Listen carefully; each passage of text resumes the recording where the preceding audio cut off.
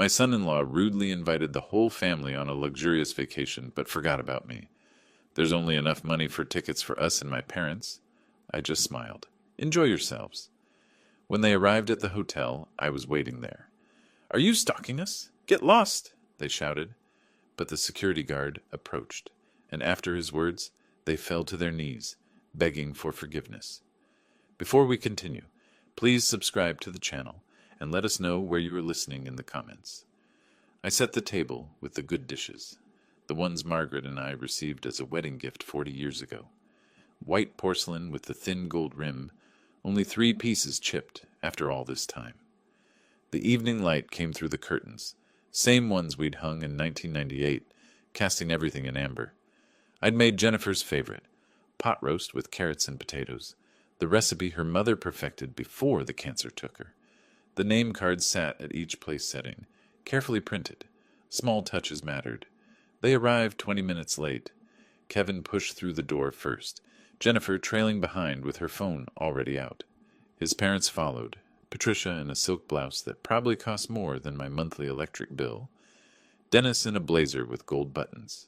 They looked around my dining room like tourists in a museum of poverty. Robert, Kevin's handshake was brief, dismissive. Thanks for having us. Of course. Please sit. Dinner's ready. I'd positioned everyone carefully. Jennifer to my right, Kevin beside her, his parents across. The head of the table remained mine, at least. I brought out the roast on Margaret's serving platter, steam rising, the smell filling the small room. This looks quaint, Patricia said, her eyes scanning the walls, the dated wallpaper, the framed photos of Jennifer at various ages. I'm glad the promotion came through, Jennifer. You worked hard for it. She barely glanced up from her phone.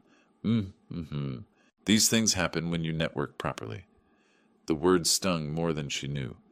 I'd made 3 calls to former business associates, spent 2 hours on the phone with a hotel chain executive who owed me a favor, all to ensure her application reached the right desk. She thought it was her networking. Kevin reached for the wine bottle I'd brought, a 2015 Napa Cabernet I'd selected specifically for tonight, $60 I probably shouldn't have spent. He examined the label, eyebrows raised in what might have been approval. Now this is a decent vintage. Finally, something worth drinking in this place. He poured for Patricia first, then Dennis, then Jennifer. The bottle moved around the table in a careful circle, skipping my glass entirely before Kevin set it down at the far end, well out of my reach. Jennifer watched this happen. She said nothing. Kevin has such refined taste, Patricia said, sipping. We raised him to appreciate quality. Dennis leaned back in his chair, studying my dining room with the expression of an appraiser at an estate sale. Robert, have you considered updating? We just redid our kitchen. Granite countertops, stainless appliances, the resale value alone.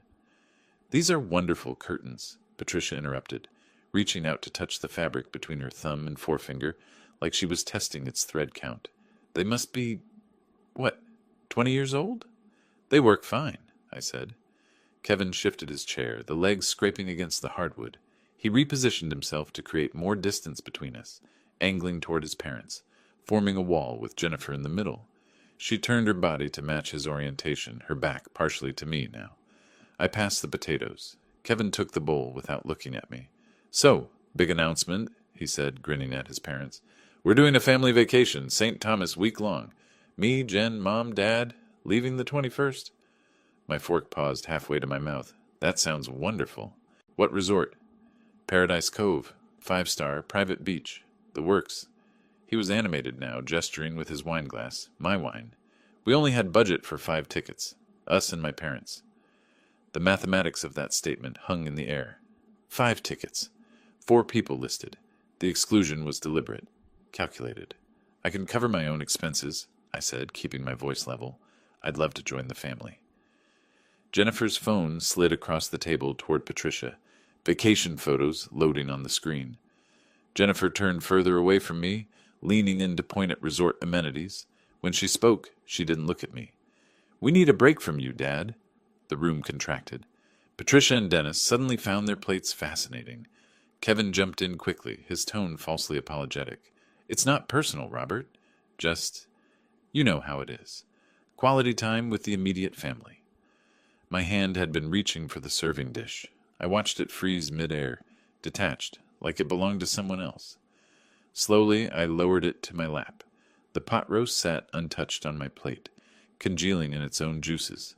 "Of course," I heard myself say. "I understand." I stood, the chair scraping back. "Let me get dessert." Nobody protested. Kevin was already refilling the wine glasses, everyone's but mine, as I walked to the kitchen. My plate was still full. Through the doorway, I heard Patricia asking about spa packages, Dennis suggesting golf excursions. Jennifer's laugh, light and easy, the way it used to sound when she was 12 and I'd take her for ice cream after school. I didn't get dessert. I walked past the kitchen, down the hall, up the stairs to my bedroom. Behind me, the conversation continued without pause, without my absence even registering. I closed the door and sat on the edge of my bed, still wearing the same jacket I'd worn to Jennifer's wedding, the same one I'd worn to her promotion dinner last month, the same jacket Kevin's family had just mocked. Through the floor, I heard more laughter, the clink of glasses. My wine, my table, my home, their celebration. Something shifted then, precise and cold, like tumblers falling into place inside a lock. The house settled into silence around 10. I heard doors closing downstairs. They were staying in the guest rooms, of course. Too much wine to drive home safely. My wine. I sat on the bed's edge, jacket finally removed, draped over the chair. The same chair where I'd laid out my clothes that morning, hopeful this dinner would bring us closer. Sleep wasn't coming. I knew that already. I removed my reading glasses, cleaned them with my shirt hem, put them back on. The bedroom looked the same as it had for 20 years. Margaret's jewelry box still sat on the dresser, empty now, everything inside sold to pay for her final hospital bills that insurance wouldn't cover. Jennifer had been 23 then, fresh out of college, crying at the funeral. I'd held her hand through the entire service. When did her hand let go of mine? The memories came in fragments, non-linear, each one sharp. The wedding, $35,000, most of my savings at the time. Jennifer in her dress, radiant, Kevin beside her looking vaguely uncomfortable in his tuxedo.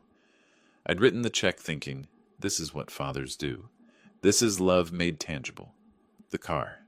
$15,000 for the down payment on their Tesla, the one they drove past me last Christmas without stopping, heading to Kevin's parents for dinner. "Just a loan, Dad. We'll pay you back." That was 4 years ago. I'd stopped asking about repayment after the first year. The furniture for their first apartment. The emergency roof repair they couldn't afford. The credit card bill, $8,000, that Kevin explained away as temporary cash flow issues.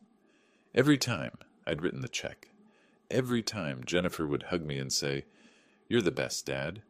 I stood, restless, and walked to my home office down the hall. The laptop sat on the desk, password protected, containing a life my daughter knew nothing about. I opened it, entered the code, watched the screen illuminate. 4 properties. The hotel in Tampa I'd bought in 2008 when the market crashed, renovated, turned profitable within 18 months. The boutique inn in Sarasota, acquired in 2012. 2 bed and breakfasts in St. Augustine, purchased as a pair in 2019. All managed through Wilson Holdings, LLC, all generating steady income, all completely invisible to my family. Current total value, $3.2 million. I'd built this empire quietly, deliberately, after Margaret died, working double shifts at the hospital where I'd been a facilities manager, saving every extra dollar, learning real estate investment through night classes and weekend seminars. The LLC was registered under my middle name, Thomas, to keep it separate, private. I told Jennifer I was taking on extra work to stay busy. She'd never asked for details. I opened my spreadsheet. $70,000.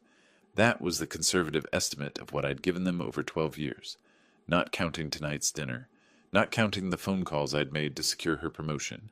$70,000, and they needed a break from me. Around 3 a.m, I walked to Jennifer's childhood bedroom. The guest room now, stripped of most personal items, but a few photos remained on the wall. Jennifer at 8, gap-toothed, hugging me at Disney World. Jennifer at 16, holding her first-place debate trophy, my arm around her shoulders.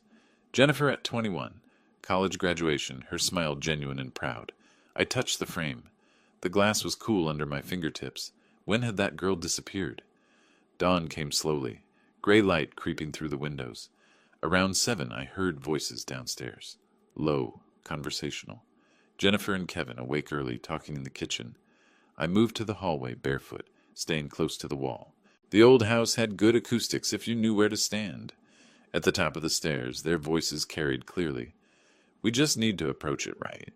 Jennifer's voice, that careful tone she used when manipulating situations at work. Make him think it's his idea. He's sitting on equity he doesn't need. Kevin, dismissive as always. This house is way too big for one person. I pressed my back against the wall, listening. He's stubborn about it, Jennifer continued. But if we frame it as simplifying his life... The old man doesn't have expensive taste anyway. Probably be happier in a one-bedroom. Jennifer's laugh, small, complicit.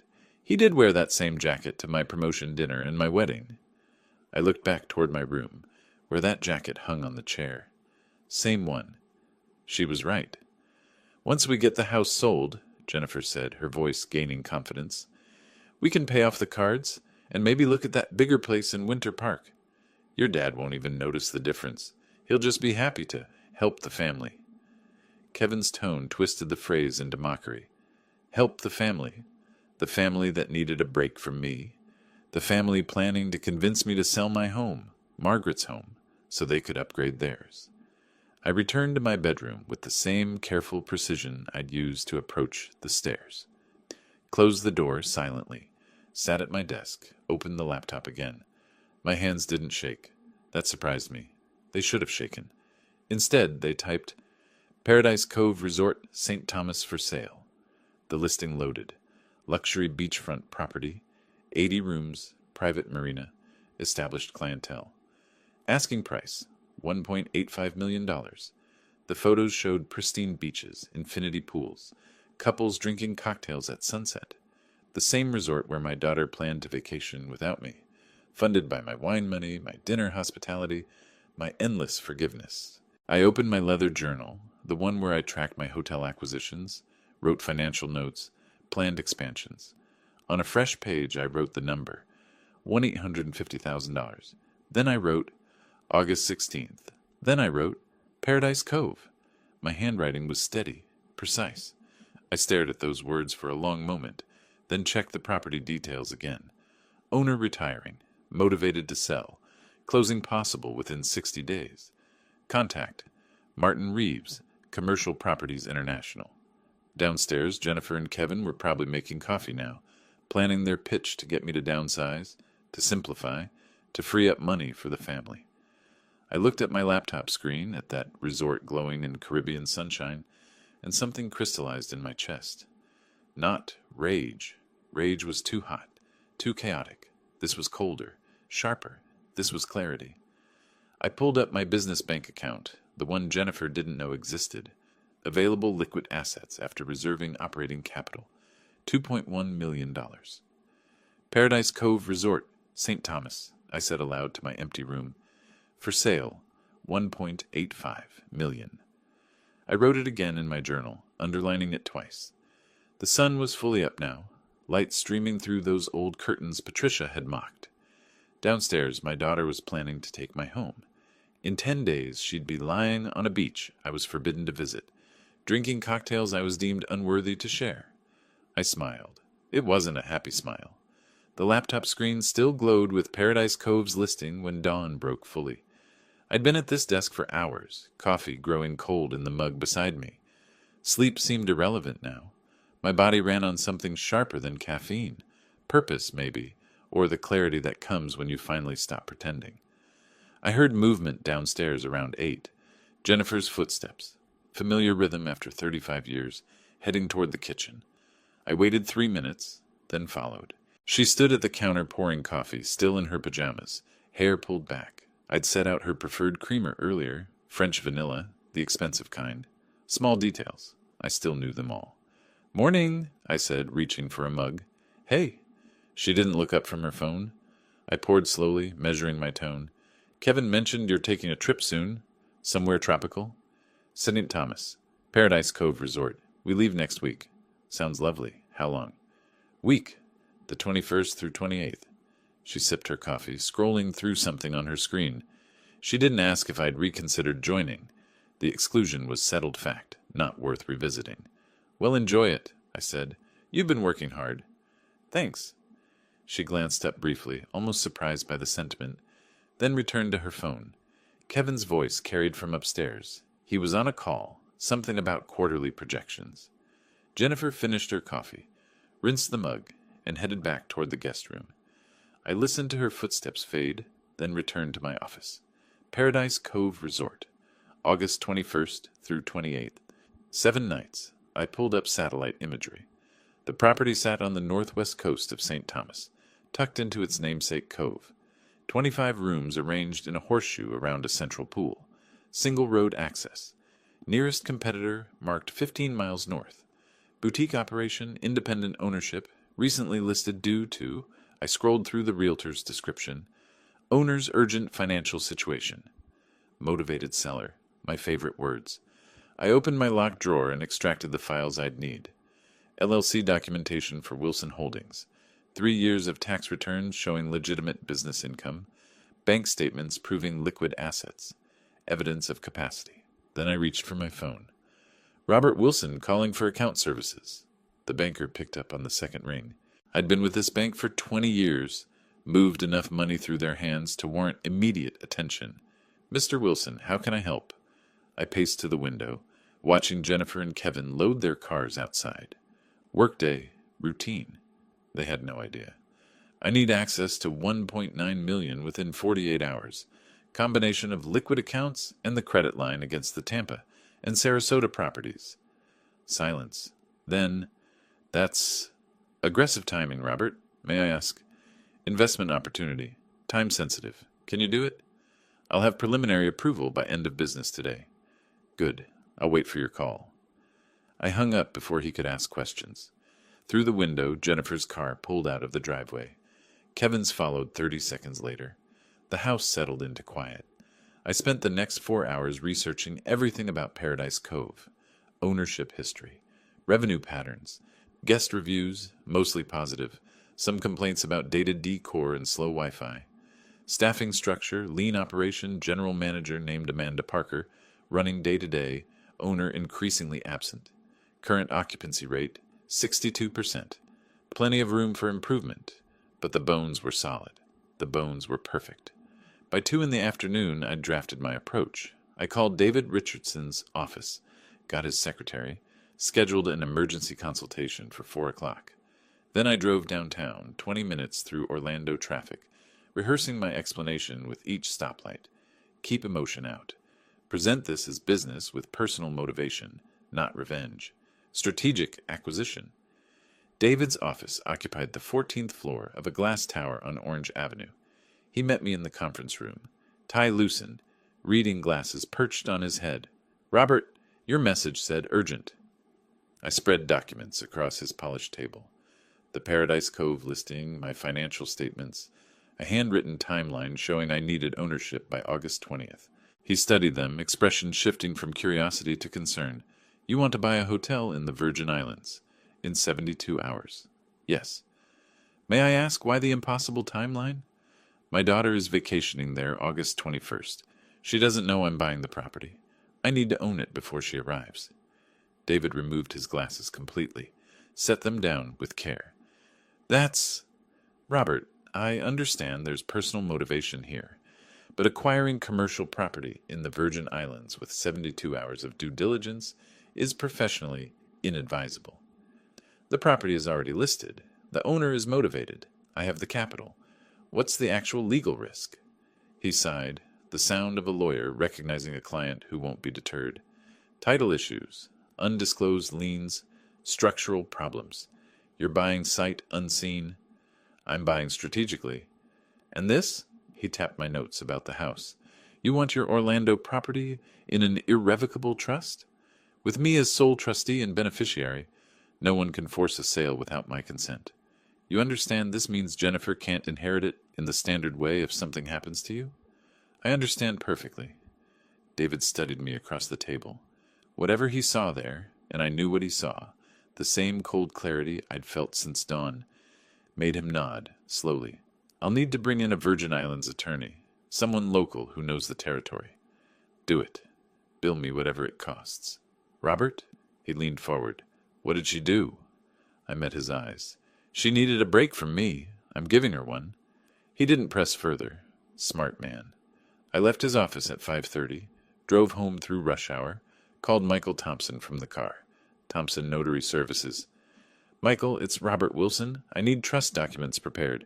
My residential property transferred to a personal trust. How quickly can you draft them? Standard timeline is a week for review. I need them in 3 days. Silence stretched. Then, that's possible. My expedited rate is, whatever it is, fine. Send the paperwork tonight.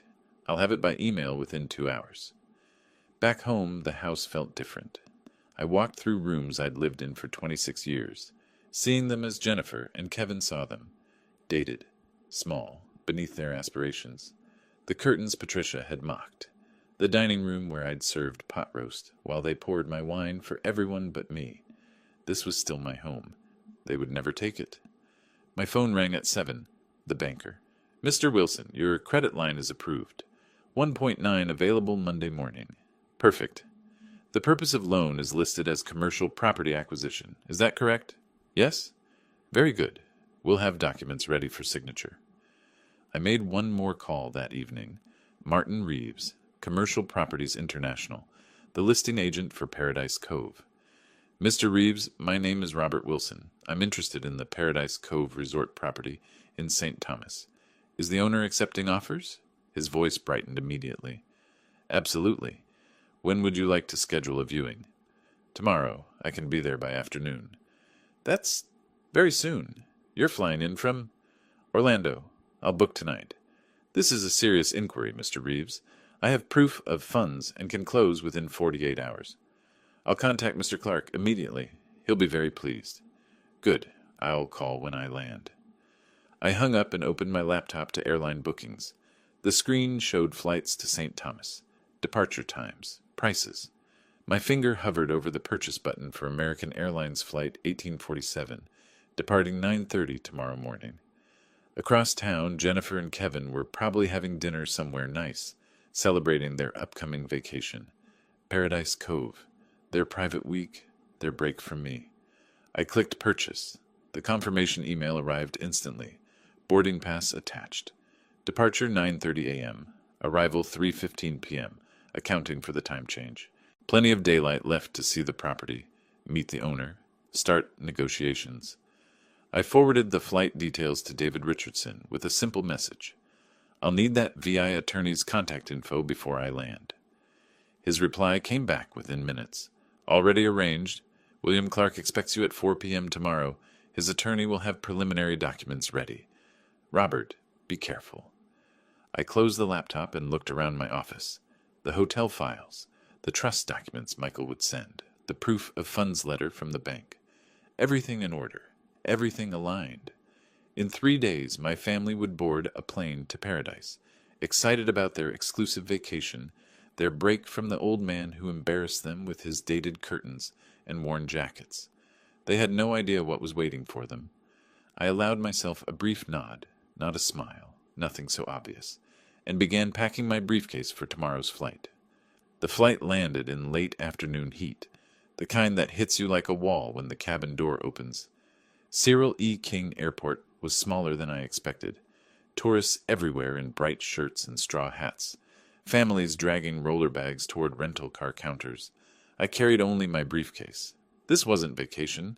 The taxi driver knew Paradise Cove without needing the address. Nice place, he said, pulling away from arrivals. You staying there? Business meeting.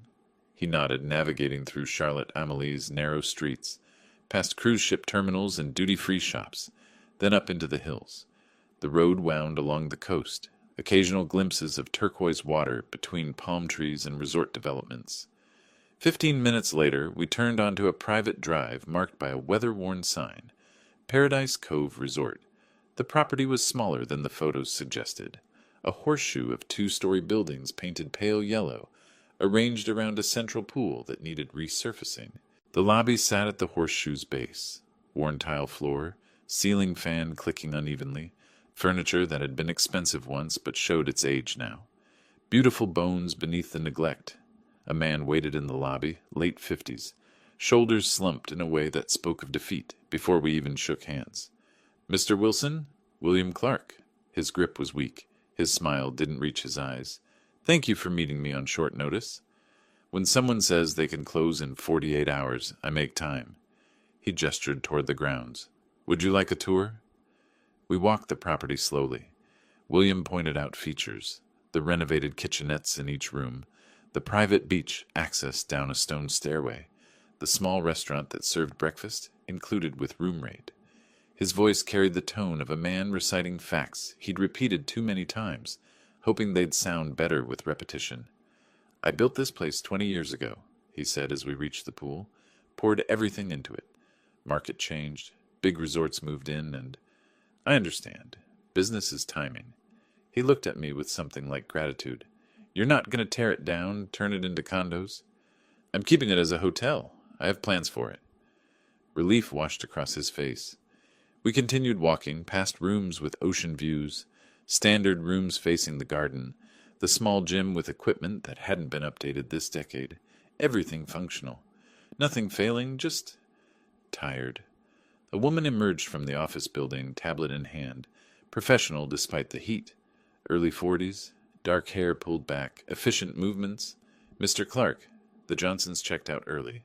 They're requesting a partial refund for—" She stopped, seeing me. "Amanda, this is Robert Wilson, potential buyer. Amanda Parker, my general manager." She extended her hand without hesitation. Firm grip, direct eye contact. "Will you be keeping the current staff? We're small, but efficient." "I'm evaluating everything. What's your role here?" "General manager. I handle daily operations, bookings, guest services." "How long?" 8 years. I nodded. 8 years meant she knew every system, every guest complaint, every vendor relationship. That knowledge had value. "Good. I'll need that." We left her returning to her office and continued to William's space, a cramped room behind the front desk. Paperwork stacked on every surface. Computer showing an outdated reservation system. He gestured to a chair and I sat, briefcase across my lap. "Your listing says 1.85, I said. "I can close in 48 hours at 1.72. All cash, minimal contingencies." William's fingers drummed the desk once. That's acceptable. When can we start paperwork?" "Today. Now." I opened my briefcase, pulled out the offer David's office had prepared. William read it slowly, lips moving slightly. When he looked up, something had shifted in his expression. Hope, maybe, or just exhaustion ending. "You're serious?" "Completely." I slid my bank letter across his desk. Proof of funds. Ability to close immediately. He read it twice, then set it down with the careful precision of someone handling something precious. "I'll call my attorney. We can have preliminary documents by tonight." "I'll be at the Marriott if you need me." I stood, extended my hand. "We'll close this, William, by Friday." His handshake was firmer this time. I spent that evening with David's Virgin Islands contact, a sharp-eyed attorney named Sarah Chen, who walked me through title documents, inspection reports, and existing bookings with the speed of someone who'd done this too many times. She flagged minor issues, permits needing renewal, vendor contracts transferring with ownership, staff employment agreements. "The property is sound," she concluded around midnight. "Financially distressed, but structurally solid.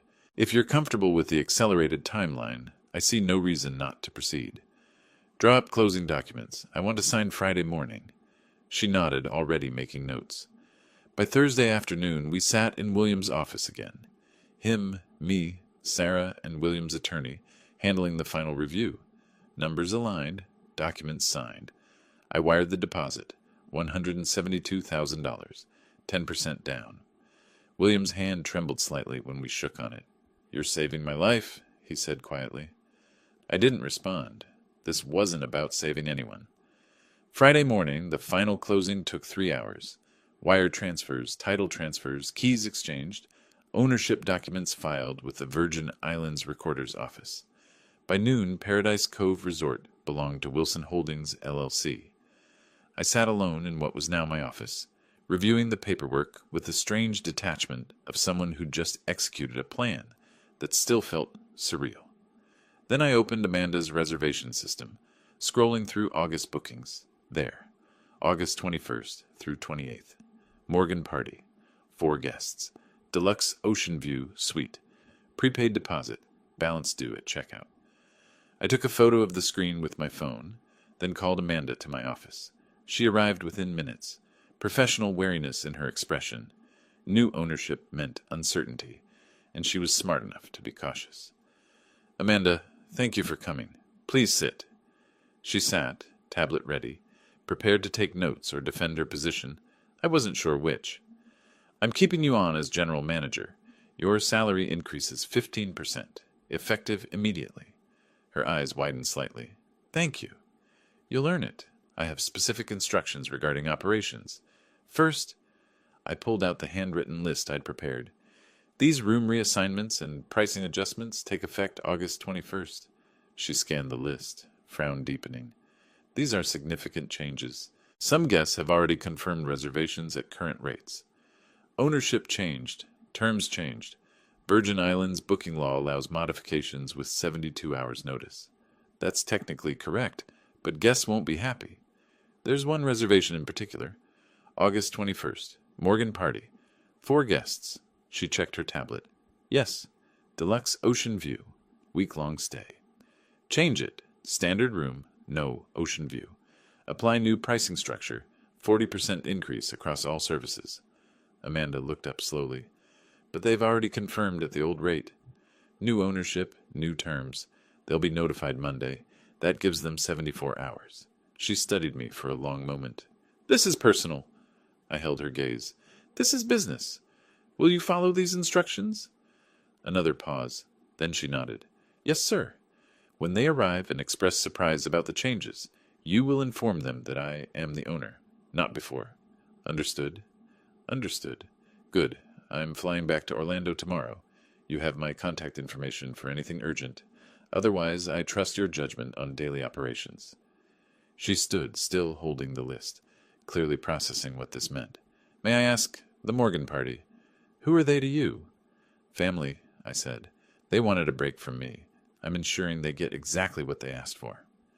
Understanding dawned in her expression, followed by something that might have been sympathy or might have been respect. She didn't ask further questions. I'll make the changes today.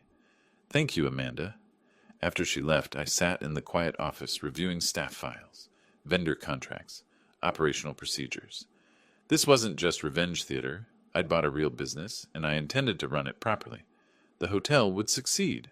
That was important, not for the money, but for the principle. I'd built something from nothing before. I could do it again. That evening I stood on Paradise Cove's beach, feet in sand still warm from the day's sun. The cove curved around me in both directions, private and pristine. Waves lapped gently against the shore. 2 days from now, Jennifer and Kevin would stand in this exact spot, expecting their exclusive paradise vacation. They would find something very different, waiting. I slipped the ownership deed into my briefcase and closed it with a quiet click. Tomorrow, I'd fly home. I'd maintain normal behavior. I'd wave goodbye when they left for the airport on Sunday, wish them a wonderful trip, play the role of the excluded father accepting his fate. Monday morning, they'd receive Amanda's email about the ownership change and policy updates. By the time they understood what had happened, they'd be mid-flight, unable to cancel, and I would be home, sitting in my dated house with my old curtains, waiting for the phone call I knew would come. The sunset painted the cove in shades of orange and gold. Paradise, indeed. I turned and walked back toward the hotel, my hotel, to pack for tomorrow's flight. I'd returned to Orlando before dawn, my suitcase hidden in the back of my closet before the sun rose. The flight from St. Thomas had landed just after midnight, and I'd taken a taxi home through empty streets, rehearsing normalcy with each passing mile. By morning, there was no evidence I'd ever left. Jennifer appeared in the kitchen around 9, already making lists on her phone. Vacation mode had settled over her, that distracted excitement I remembered from when she was younger, planning trips with Margaret. Different now, though. This time I wasn't invited. Dad, have you seen my blue beach bag? I appeared from the hallway with it. Hall closet. I cleaned it after last summer. She took it without meeting my eyes. Oh, thanks. I'd made coffee, set out her preferred creamer. Small gestures that cost nothing, meant everything once. Now they barely registered. Weather looks perfect, I said, pulling up the forecast on my tablet. Low 80s, sunny all week. Great. I helped her pack through the morning, finding her favorite swimsuit, checking that her phone charger would work with Virgin Islands outlets, folding clothes the way Margaret had taught me 40 years ago. Each movement was methodical, familiar, bitter. I placed the swimsuit in her luggage with the same care I'd use later to dismantle her expectations. Kevin arrived around noon, hauling their shared luggage like he owned the place. He surveyed my assistance with a smirk. Playing bellhop now, Robert, I continued, folding a beach towel. Just helping Jennifer. He dropped into my recliner, the one Patricia had judged during dinner, and checked his phone. Travel is expensive. We're already stretched thin with this trip. The opening I'd anticipated. I pulled 5 $100 bills from my wallet, counted them deliberately, and held them toward Jennifer. Here, 500, pocket money. She took them without thanks, stuffing them in her purse. Kevin watched the exchange, then muttered just loud enough for me to hear, "At least the old man's good for something." I smiled faintly, said nothing. They left around 2 to handle last-minute errands. I continued my performance, washing lunch dishes, straightening the living room, acting like a man resigned to a quiet weekend alone. Through the window, I watched Kevin's car disappear down the street. Then I went to my closet and pulled out the overnight bag I'd packed that morning. Jennifer called around 6 from Dennis and Patricia's house, where they'd gather before tomorrow's early departure. "Dad, we're leaving at 10 tomorrow morning. Just wanted to let you know." "Have a wonderful time." A pause, almost guilty. "We'll send photos." "I like that." After hanging up, I picked up my bag. My expression hardened. By 7, the street was quiet. I carried my bag to the corner, 3 houses down, where I'd arranged for a different taxi service to pick me up. No chance of Jennifer or Kevin driving past, seeing me leave. I was covering tracks they didn't know existed. The evening flight to St. Thomas departed at 8:15. I sat in coach, briefcase on my lap, going over final details. Amanda's protocols, staff assignments, the precise moment of revelation. This was theater, and I was directing every scene. We landed at 11. The humid night air hit me as I descended the stairs to the tarmac. That tropical weight, fragrant with salt and vegetation. A taxi carried me back to Paradise Cove through darkness, past shuttered shops and sleeping resort towns. My hotel, my property, my stage. I slept 4 hours in a small staff apartment Amanda had prepared, then rose at 6. While I showered in St. Thomas, Jennifer was probably waking in Orlando, checking her flight details one more time. While I dressed in business slacks and a pressed blue shirt, Kevin was likely making coffee in Dennis and Patricia's kitchen, eager to start their exclusive vacation. While I reviewed staff assignments in my office, they were loading luggage into Dennis's SUV. 2 stages, 2 performances, about to collide. At 8, I gathered the staff in Paradise Cove's small conference room. Amanda sat at the front, tablet ready. Marcus, our security coordinator, leaned against the wall. 2 housekeepers, the restaurant manager, the front desk clerk, everyone who'd interact with the Morgan party. I distributed printed instruction sheets, professionally formatted, leaving nothing to interpretation. "The Morgan party checks in at 3 p.m., I said. "Party of 4. They're currently assigned to rooms 12 and 14. Amanda confirmed on her tablet. "Standard rooms. Not the deluxe ocean view suite they originally booked?" "Correct." I made eye contact with each staff member. "They will complain. You will explain the room reassignment was necessary due to ownership transition. You will be professional and firm." The younger housekeeper raised her hand. "Is there a problem with these guests?" "Just follow the protocols exactly." After the meeting dispersed, Amanda lingered. "You're really doing this?" "Every word of those protocols, exactly as written." She studied me for a long moment. "And when they see you?" I checked my watch. 11 a.m. local time. The Morgan family was boarding their flight in Orlando right now. Dennis probably telling nearby passengers about their exclusive boutique resort. Patricia showing photos on her phone. They were walking down the jetway into a plane that would bring them here, To me, completely unaware. "They'll see the owner of this property," I said. "Nothing more, nothing less." Amanda nodded slowly. She'd chosen her side. I spent the next hours inspecting preparations, walked through rooms 12 and 14, standard accommodations with parking lot views, tested the water pressure, functional but weak, nothing like the rainfall shower in the deluxe suite they'd expected, checked the air conditioning, worked but noisy, humming loudly enough to interfere with sleep. Everything was adequate. Nothing was wrong. Nothing was right. At 2, I changed into my business attire, checked my reflection in the office mirror. Composed, professional, the owner of a Caribbean resort conducting normal operations.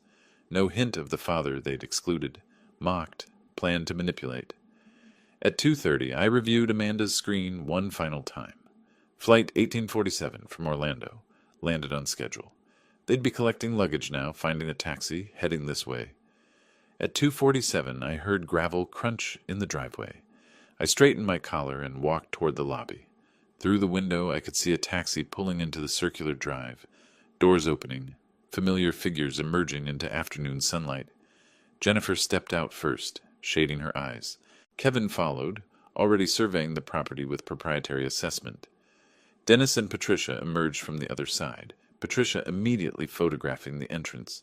They had no idea what waited inside.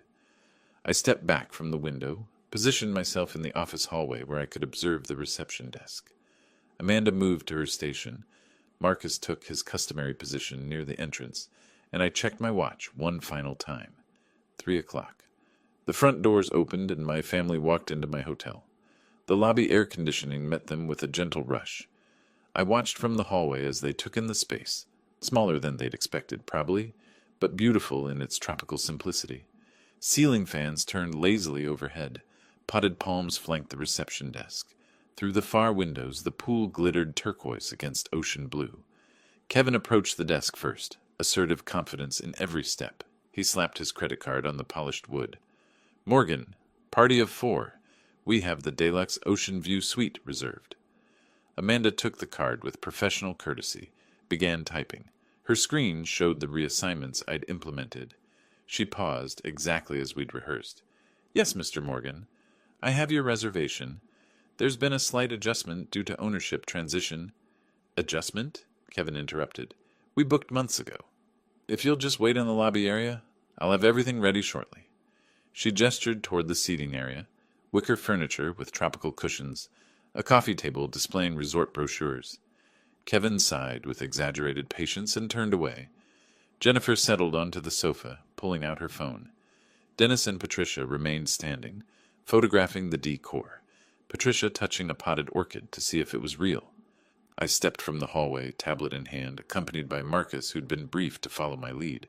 I walked with the measured authority of someone reviewing daily operations, checking my screen, seemingly absorbed in resort business. Professional, unhurried, in control. I was 10 feet from them when Jennifer glanced up. Her face went through a rapid sequence. Casual attention, recognition, confusion. Her mouth opened slightly. "Dad?" The word hung in the air. Kevin's head snapped around. Dennis and Patricia froze mid-photograph. I looked up as if just noticing them. Showed no surprise whatsoever. "Dad, what are you doing here?" Jennifer's voice carried genuine bewilderment. Kevin's confusion shifted to anger in an instant. "Are you serious? You followed us." I met his gaze evenly. "I work here." That stopped him. His expression cycled through incomprehension, then settled into contempt. He laughed, a harsh, incredulous sound that echoed off the tile. "You work here. What, you got a job at our resort to spy on us?" Dennis moved closer to Patricia, whispering too loudly. "This is inappropriate, completely inappropriate." "This is harassment," Kevin said, voice rising, taking an aggressive step forward. "I want you out of here. Now." Other guests in the lobby turned to watch. A couple at the opposite sofa exchanged glances. An elderly man reading a newspaper lowered it, slowly. I didn't move. "I'm conducting business. Your business is ruining our vacation. Get out." Jennifer stood, trying to insert herself between us. "Kevin, maybe we should—" "No." He cut her off, then turned to Amanda. "Get your manager. Get security. I want this man removed from the property." Amanda signaled Marcus, who moved smoothly forward, not threatening, just present. Professional hospitality industry de-escalation, positioning himself, creating space, radiating calm authority. "Sir, please lower your voice," Amanda said. "You're disturbing other guests?" Kevin's face reddened. "I'm disturbing? He's the one stalking his own daughter." Marcus stepped closer, voice quiet but firm. "Gentlemen, let's keep things calm," Kevin rounded on him. "Tell this man he needs to leave. We're paying guests." Amanda stood, drawing every eye in the lobby. When she spoke, her voice carried perfect clarity, each word distinct. "Mr. Wilson is the owner of Paradise Cove Resort. As of August 19th, you are his guests." The silence that followed was absolute. Even the ceiling fans seemed to quiet. The couple on the sofa stared openly now. The elderly man had abandoned all pretense of reading. Kevin's mouth worked soundlessly. "Owner?" Jennifer looked at me, color draining from her face. You bought this hotel?" I met her eyes. "I did." Patricia's phone clattered to the tile floor. Dennis grabbed his wife's arm, steadying them both. Kevin recovered first, aggression surging back. "This is insane. You can't." "I can," I said, cutting him off with the same calm I'd maintained throughout. "I did. Now, Ms. Parker will finish your check-in. Your rooms are ready." Kevin's fists clenched at his sides. His breathing had quickened, face still flushed. We booked in good faith. This is our vacation. You can't just..." "Your reservation stands," Amanda interjected smoothly. "Paradise Cove Resort honors all existing bookings. There have been some adjustments due to the ownership transition, which is standard practice. If you'd like to review..." "I don't want to review anything with him here." Kevin's voice had dropped to something dangerous. "This is a setup. This whole thing is a setup." For the first time, I allowed myself a small smile. "This is a hotel. You made a reservation. You're checking in. Everything is entirely standard." Jennifer sank back onto the sofa, still staring at me like I was someone she'd never met, which, I suppose, was accurate. "How long have you..." She couldn't finish the question. "I closed the purchase on Friday." "That's 2 days ago," Dennis said faintly.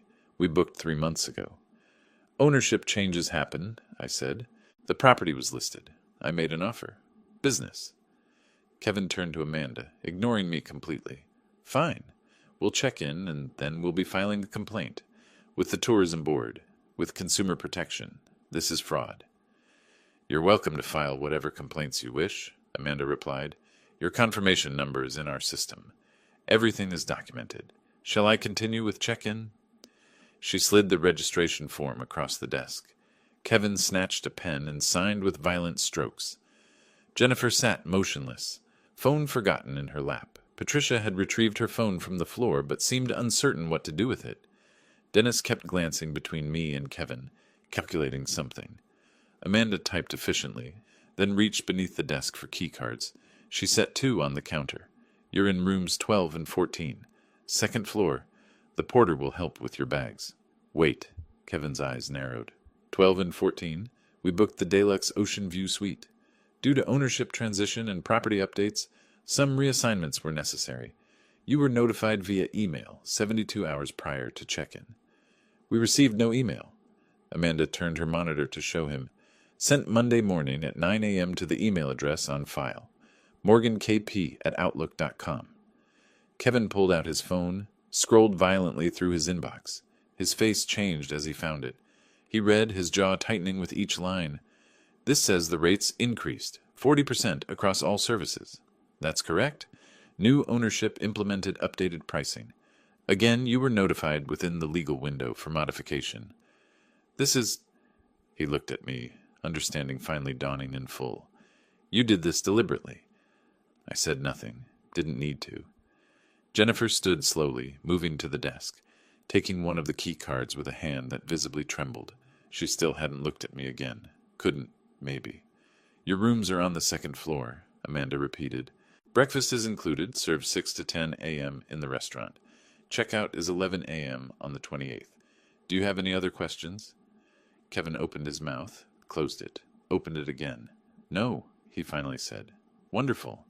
Enjoy your stay at Paradise Cove Resort." The porter approached with their luggage cart. Jennifer followed him toward the stairs like someone in a dream. Patricia held Dennis's arm as they trailed behind. Kevin remained at the desk a moment longer, staring at me with undisguised hatred.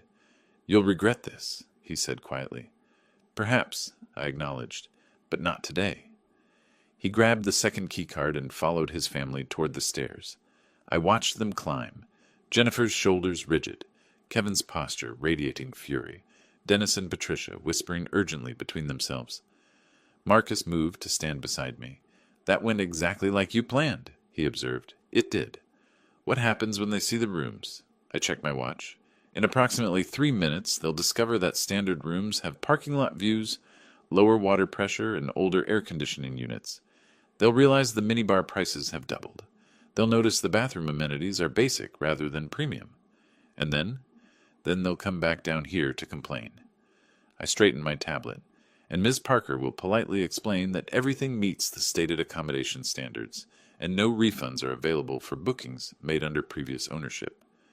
Through the second-floor windows, I could see movement in room 12. A door opening, Jennifer stepping inside, Kevin behind her, stopping abruptly in the doorway. I heard the muffled sound of raised voices. Amanda caught my eye from behind the desk. I nodded once. The show had just begun. The porter left us in the hallway. Jennifer slid her keycard into room 12's lock, the green light blinking permission. She pushed the door open and stepped inside, then stopped.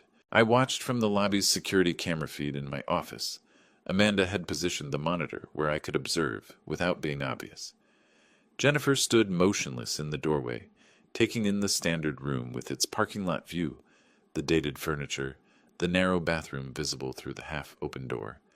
This wasn't the deluxe ocean view suite shown in their booking photos. She walked to the window like someone underwater, movements slow and dreamlike, pulled the curtain aside, stared at the parking lot, the dumpster enclosure, a maintenance shed with peeling paint. Kevin pushed past her into room 14, his parents' assigned space, already complaining.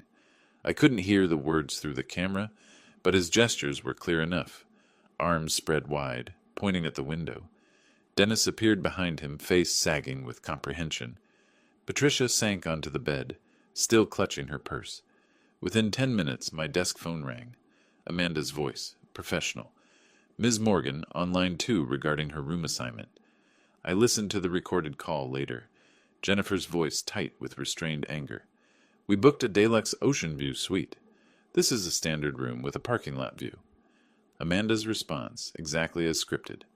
"I apologize for the confusion, Miss Morgan. During the ownership transition, we had to reassign several reservations due to renovation scheduling. Your rate remains the same. Can we upgrade? Pay the difference? I'm afraid the deluxe rooms are fully booked through your checkout date." Jennifer hung up without responding. That evening they attempted dinner at our restaurant, the only dining option within walking distance. I'd positioned myself at a corner table with paperwork spread before me, reviewing actual operational reports while remaining visible. Professional, untouchable, the owner conducting business. When their menus arrived, Kevin's expression shifted. He pulled out his phone, scrolling through screenshots he'd saved of our old pricing. His jaw tightened. The server approached his summons with practiced patience. "These prices don't match your website." "New management implemented updated pricing yesterday, sir. All platforms were updated simultaneously." Kevin looked across the restaurant at me. I didn't acknowledge his gaze, just signed the document Amanda had brought for approval.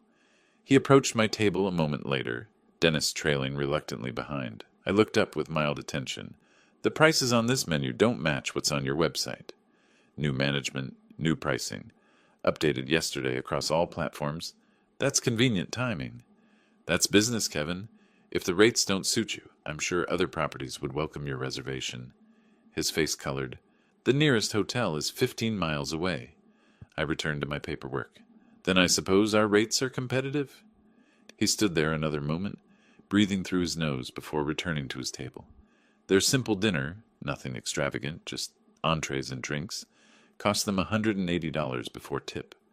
I watched Patricia's face when the bill arrived. She looked like she'd bitten something sour. The next morning brought new complications. At precisely 6 a.m., maintenance began work on the hot water system. The pipes ran through the walls adjacent to rooms 12 and 14. The sound was impressive. Hammering, clanging, water rushing through old plumbing. Perfectly legal. Perfectly timed. I conducted my morning property walk, through at 6:15, clipboard in hand, happening to pass their rooms just as Dennis emerged in his bathrobe, hair standing at angles, looking haggard. "Morning, sorry for the noise. Necessary repairs. Should wrap up by 7. He blinked at me, too tired to form a response. I continued my inspection, noting items on my clipboard that had nothing to do with him. By the third day, the pattern was undeniable. Wi-Fi became unstable, functional in the lobby and restaurant, mysteriously dropping in their specific rooms. Our technician shrugged apologetically. Island infrastructure. Sometimes signals don't reach certain areas. Room service orders were delayed, not excessively, nothing actionable, but 60 to 90 minutes instead of the promised 30 to 45. Kitchen backup during peak hours happens sometimes. Pool hours were adjusted for cleaning. The announcement went to all guests. Routine maintenance 2 to 4 p.m. daily. Prime afternoon hours. Dennis and Patricia had planned to spend those hours poolside. Each incident alone was minor. Together, they were suffocating. Kevin documented everything. I saw him through the window, photographing his parking lot view, timing his room service order with his phone's stopwatch, recording the Wi-Fi disconnection. He was building a case, collecting evidence. For what, exactly, I wasn't sure. But it didn't concern me. Everything I'd implemented fell within acceptable hotel operations. Maintenance happened. Wi-Fi had outages. Kitchens experienced delays. There was no violation of any standard or law, just consistent inconvenience. On August 23rd, Kevin confronted me near reception. Laptop open, showing documentation. "The Wi-Fi in our rooms doesn't work." I glanced at his screen. Amanda mentioned connectivity issues. "We've contacted the service provider." "When will it be fixed?" I checked my watch. They indicated 24 to 48 hours for technician availability. The business center and lobby have stable connections if you need internet access. This is ridiculous. This is island infrastructure. I don't control the telecommunications provider's schedule. He slammed his laptop closed and walked away. By August 24th evening, the family was fragmenting. I observed from my office window as Jennifer sat alone by the pool. During the brief hours it remained open. Kevin paced nearby, phone pressed to his ear, probably researching alternatives, finding none in their price range. Dennis and Patricia huddled under an umbrella, whispering with tight urgency, occasionally glancing toward Jennifer with expressions that weren't sympathetic. They were blaming each other, assigning fault. The pressure was working exactly as designed. That night I saw lights burning late in room 14.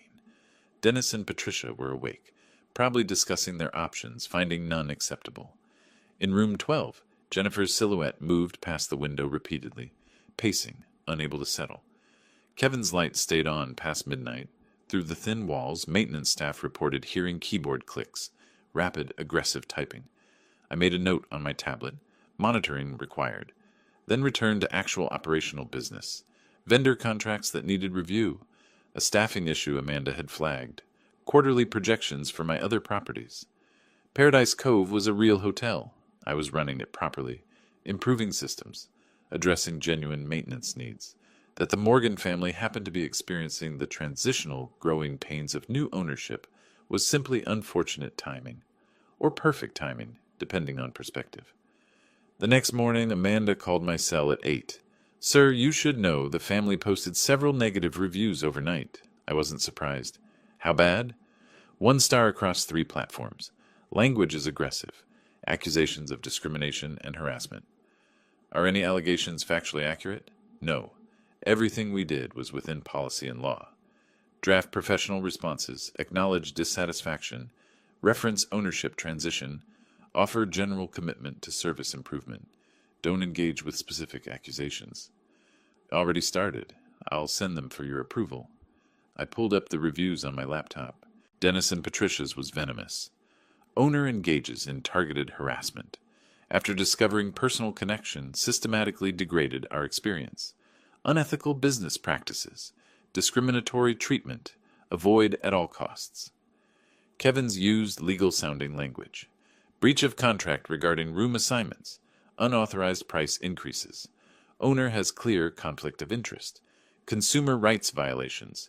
Will be pursuing legal recourse. I read them twice, analytical rather than emotional. They were angry, desperate, grasping for weapons they didn't have. My responses, drafted carefully and reviewed by Amanda, went live by noon. We regret this guest's dissatisfaction. Ownership transitions occasionally require operational adjustments as we work to improve service standards. We appreciate all feedback and remain committed to providing quality hospitality. Professional, unassailable, untouchable. In room 14, I imagined Kevin refreshing the review sites, seeing my response, realizing it gave him nothing to attack. 3 more days until checkout. 3 more days until they'd face the bill, calculated at new rates, including all service charges, resort fees, and incidentals. 3 more days until they'd return to Orlando and discover what I'd done with the house. I smiled briefly, alone in my office, then returned to work. Kevin's response appeared online at 7 the next morning, detailed, methodical, citing specific statutes he'd researched about consumer protection in the Virgin Islands. He'd spent hours on it. I could tell from the precise timestamps, the legal citations, the desperate professionalism of someone grasping for leverage. It was impressive. It was also useless. By 9 a.m., he was sitting in a local attorney's office. I learned this later from Amanda, who heard it from our restaurant server who'd overheard Kevin making the appointment by phone. Small island, small resort, information traveled. The consultation cost him $350. I knew because he complained about it loudly to Jennifer in the hallway afterward, voice carrying through their open door.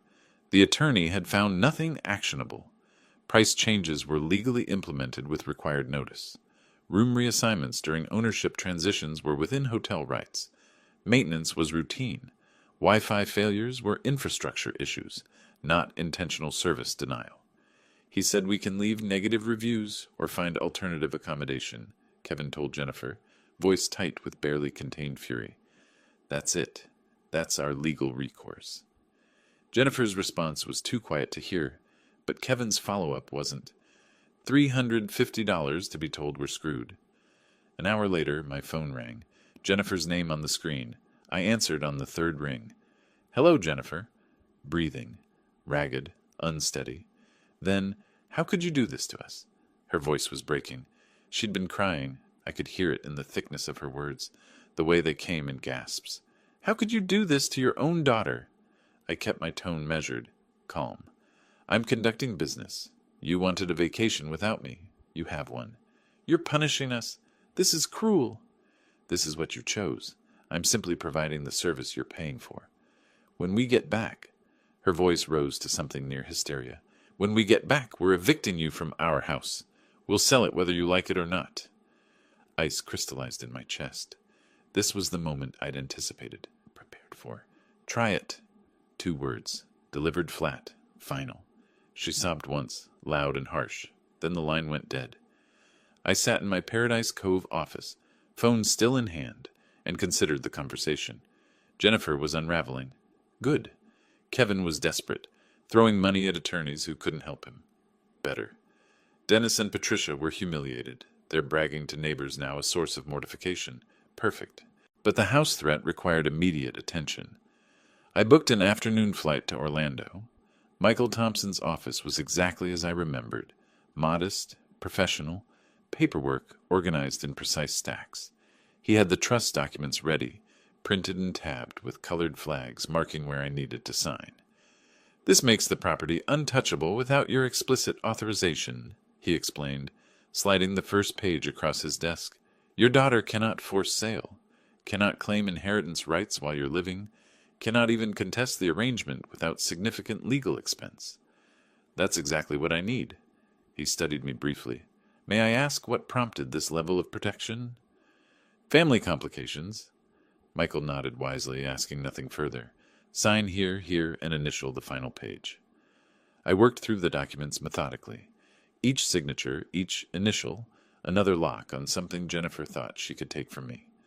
When Margaret and I bought this house in 1999, Jennifer was 11 years old, running through the empty rooms before we'd even moved furniture in. She'd claimed the bedroom with the window seat, made us promise it would always be hers. I'd kept that promise for 26 years. Now she wanted to sell it to pay off credit cards.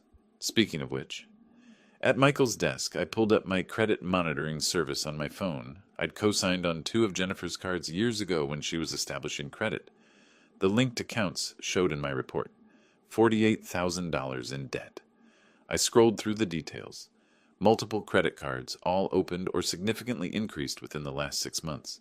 A personal loan from a predatory lender at 18% interest. Cash advances. Balance transfers. The pattern of people juggling. Desperate. Counting on money they didn't have yet. Counting on my house. I took a screenshot, then another of the timeline. The debt accumulation had accelerated in June, around the time Kevin had announced the vacation, around the time they'd started planning to pressure me into selling. They'd spent money they expected to get from my equity.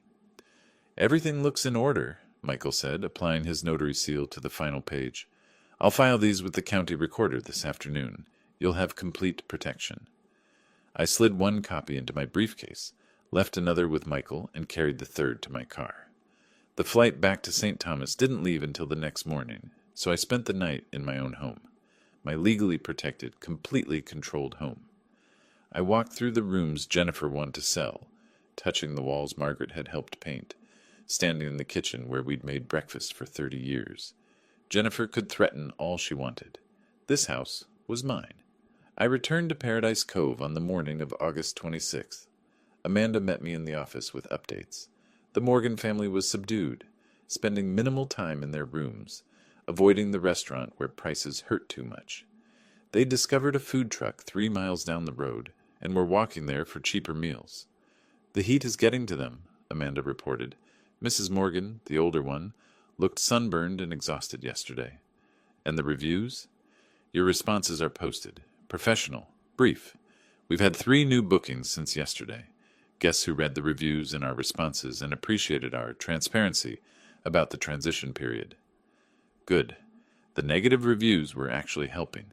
People understood that ownership changes created temporary disruption. My measured responses demonstrated professionalism. Kevin's attacks were backfiring. I pulled up the reviews again, reading them with fresh perspective. All that rage, all those accusations, all that desperate legal language, it made him look unreasonable, especially against my calm acknowledgement of temporary difficulties. One more thing, Amanda said. Mr. Morgan asked about early checkout. He wanted to know if leaving a day early would reduce their bill. I looked up. What did you tell him? That our cancellation policy requires full payment for reserved dates regardless of early departure. He'd still owe for 7 nights. Good. She hesitated. He asked what the final bill would total. I calculated it for him. With the updated rates, all meals and services, resort fees, incidentals, it's approximately $4,200. More than double what they'd budgeted for, I imagined. More than they'd expected when Kevin had smugly poured my wine at my dining table, when Jennifer had said they needed a break from me. When he heard the amount, Amanda continued, he went pale, said there must be an error. Is there? No. Everything is accurate according to current pricing and their usage. Then there's no error. I spent the rest of August 26th reviewing actual business operations. Paradise Cove had guests besides the Morgans, after all, and they deserved proper service. I approved Amanda's staffing schedule, reviewed the quarterly maintenance budget, and met with our food vendor about supply chain improvements. By evening, I was genuinely tired from legitimate work. Through my office window, I saw the Morgan family sitting separately around the pool. Not together, separately. Jennifer on one lounge chair, Kevin on another 10 feet away. Dennis and Patricia at a table. Dennis reading something on his tablet. Patricia staring at nothing. They'd stopped talking to each other. The vacation they'd been so excited about, the exclusive boutique resort experience they'd bragged about to neighbors, had become a prison sentence they were enduring in isolated silence. One more day until checkout. One more day until they'd face that $4,200 bill. One more day until they'd return to Orlando and discover the house was beyond their reach. I opened my briefcase, pulled out the trust document copy, and read through it one final time. Every clause, every protection, every guarantee of my absolute control. The house was mine, alone. And from Amanda's report, they had no idea what waited for them at checkout. I allowed myself a moment of satisfaction. Not joy, not cruelty, just the cold satisfaction of pieces falling into place exactly as designed. Then returned the document to my briefcase and locked it. Tomorrow would bring the final moves. Tonight, I'd let them sit with their expensive mediocrity, their shattered vacation dreams, their fragmenting family unity. Tonight, I'd let them wonder what else I'd planned. They'd find out soon enough. I spent August 26th reviewing final details with Amanda. The Morgan family, she reported, had requested early checkout, departing the 27th instead of the 28th, trying to escape a day early as if leaving sooner would somehow erase what had happened. They seem eager to get home, Amanda said diplomatically. I imagine they are.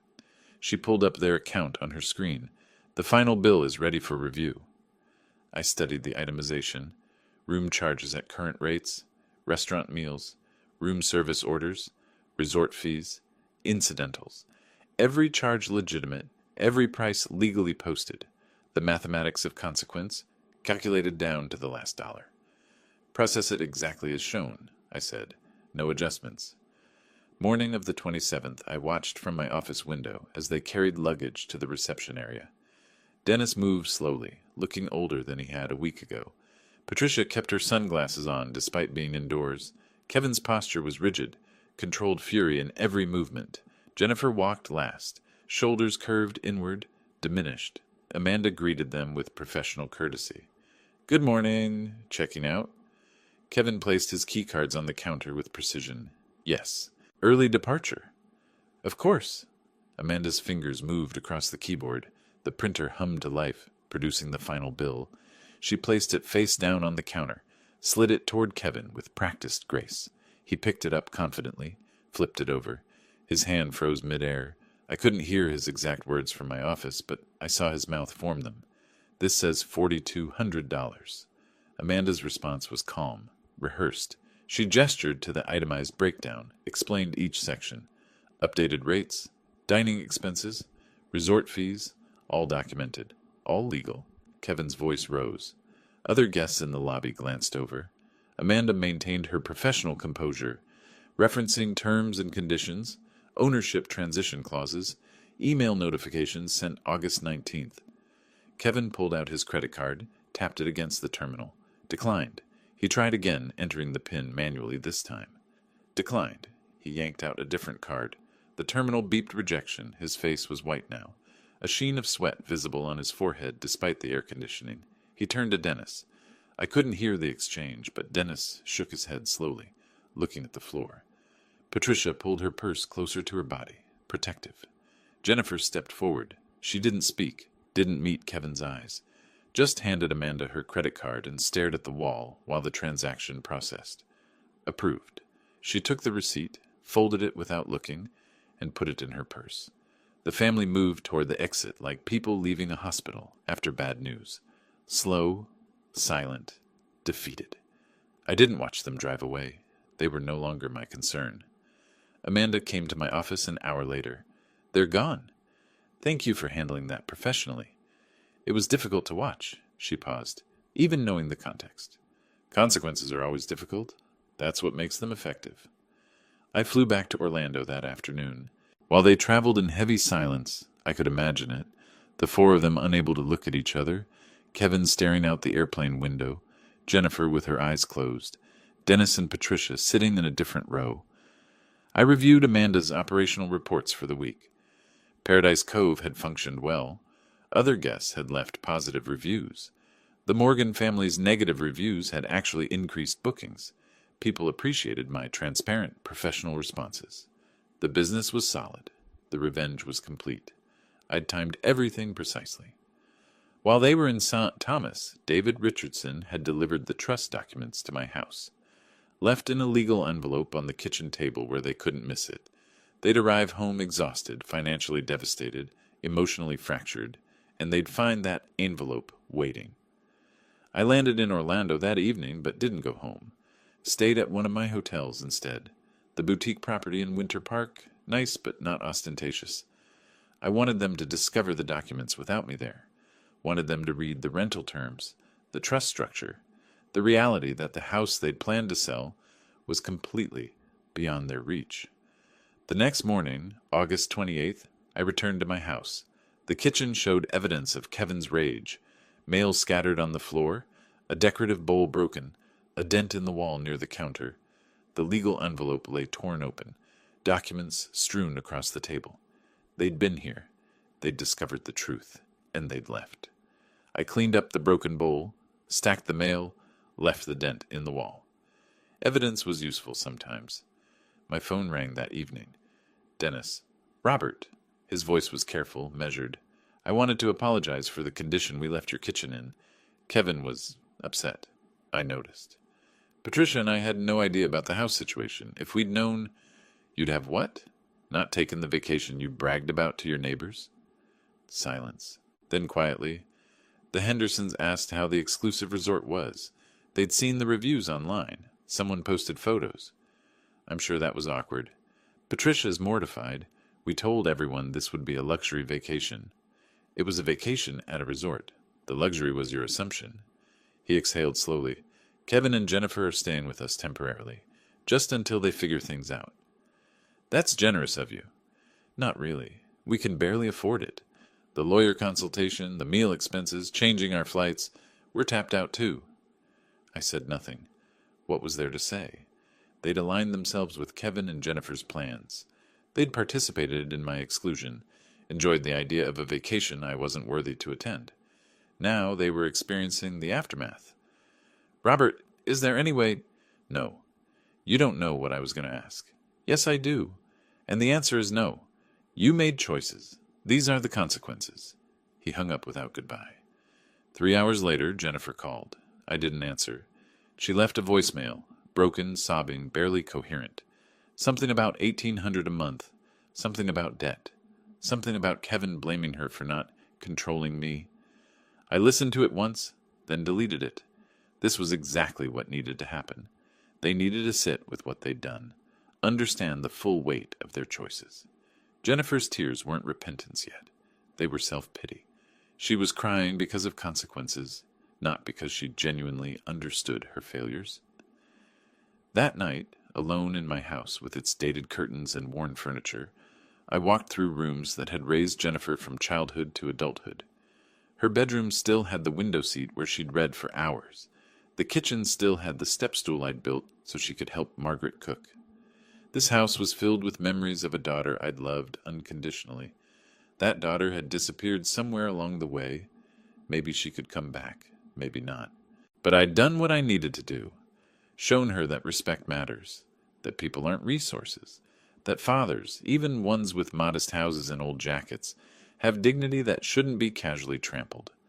Whether she learned from this was up to her now. I'd taught the lesson. The rest was hers to figure out. 2 days passed before she knocked on my door. I opened it to find Jennifer diminished. No makeup, simple clothes, exhausted beyond words. Dad, can we talk? I stepped aside. She sat on the sofa's edge, hands folded. I was a terrible daughter. You were always there, and I treated you like you were invisible. I'm so sorry.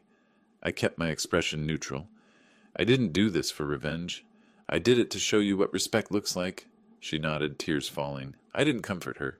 She needed to sit with this. She returned September 2nd, calmer. Kevin and I are divorcing. He blamed me for not controlling you. She showed me divorce papers, credit counselor appointments, job applications. I'm taking responsibility. I wrote 2 options on paper. 1, you and Kevin pay what you owe, then we're done. 2, you stay alone, pay rent, rebuild independently. Maybe we repair things. She pointed to option 2 without hesitation. No money from me, no shortcuts. I'm certain. September 5th, she brought cheap sandwiches. We ate on the terrace. I showed her my hotel portfolio, 4 properties, millions in assets. This was always you? Her voice broke. I didn't want money to change you, but I changed anyway. I became someone who saw you as a resource, not a father. We sat as evening settled. Not forgiveness yet. That required time. But not war anymore either. Same time next week? She asked. Same time. After she left, I stayed on the terrace, thinking about what I'd built. Not the modest existence they'd assumed, but the successful life I'd been living all along. They'd never bothered to see it. Now Jennifer was beginning to. I'd set boundaries, demanded respect, shown her that consequences weren't cruelty, they were clarity. This was never about destroying her. It was about restoring my own dignity, teaching her that people deserve basic consideration, that respect isn't automatic, especially not from family. Jennifer knocked again the following week, and the week after. Each visit she was more grounded. I remained guarded, offered no financial help, but I showed up. Because revenge isn't about destroying others. It's about restoring your own dignity, showing consequences, and then, if they prove worthy, offering the possibility of redemption. Jennifer was working for hers. Whether she'd earn it remained to be seen. But she was trying, and I was willing to let her try. That was enough, for now. If you liked this story, please like this video, subscribe to the channel, and share your impressions of this story in the comments. To listen to the next story, click on the box on the left. Thank you for watching.